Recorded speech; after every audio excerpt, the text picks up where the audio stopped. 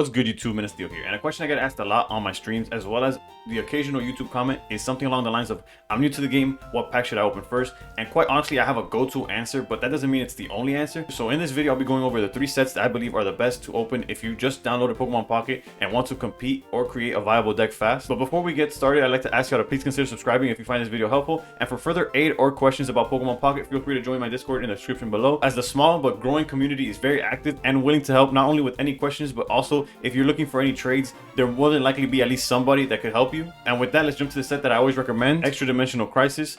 In my very honest opinion, I truly believe starting with this set as a beginner is a no-brainer. This set has 2 very important things going for it. Number 1 is that it's a mini set, so getting the cards you need is statistically easier, since the base set, or like the core set of cards, is just under 70, unlike the main sets that have like over 150 cards some of the time. Also, number 2 is that there's 3 very viable strategies in the set. There's Savali, there's Guzzlord, and although it's currently struggling in the meta, Bustle is a very solid option. An additional fact that's not exclusive to Extra Dimensional Crisis and goes for any set besides like the most recent one is that anything is tradable. So all the EXs and rares that you're not going to use or don't plan on using are easily tradable for cards that you need outside of Extra Dimensional Crisis. As for what a deck ultimately looks like for this set, we have a 17 trainer Guzzlord list here that did very well in a tournament, and it has become quite the standard of how it's played.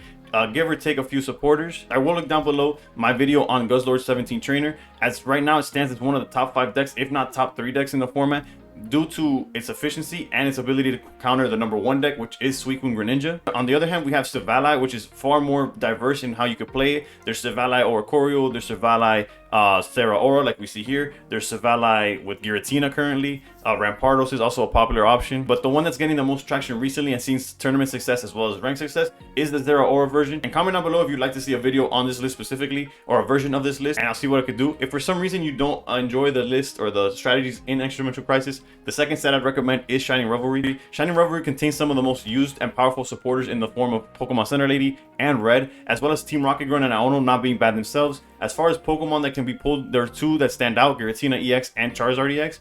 Giratina EX is the most played Pokemon, and for a good reason, whether it's alongside its infamous duo of Darkrai or splash into strategies such as Suicune or Savali, to name a few. You can't go wrong with Giratina EX in your collection. But the biggest reason to recommend Shining Revelry is its Crown Rare Pokeball, easily one of the most sought out cards, whether you're play Pokemon Pocket as a collector or a player. And although it's hard to pull, it is exclusive to Shining Revelry, and there's no other way to obtain it. Once again, I do like to express the value in opening sets like this one, or any set besides the most recent one, is that anything you pull that you do not want to use or do not need, you could easily trade for the cards that you are looking for. With that said, my third and final suggestion is just to open the most recent set, and at the time of this recording, it is Secluded Springs. So far, Pocket has managed to incorporate new sets that at least have a card or 2 that keep up with the current meta, if not completely take it over. And in my theory on opening the new set is that the rest is you can acquire through trade. The issue with that strategy is obviously you cannot trade what you're currently pulling, but that's where step 2 of this strategy comes in.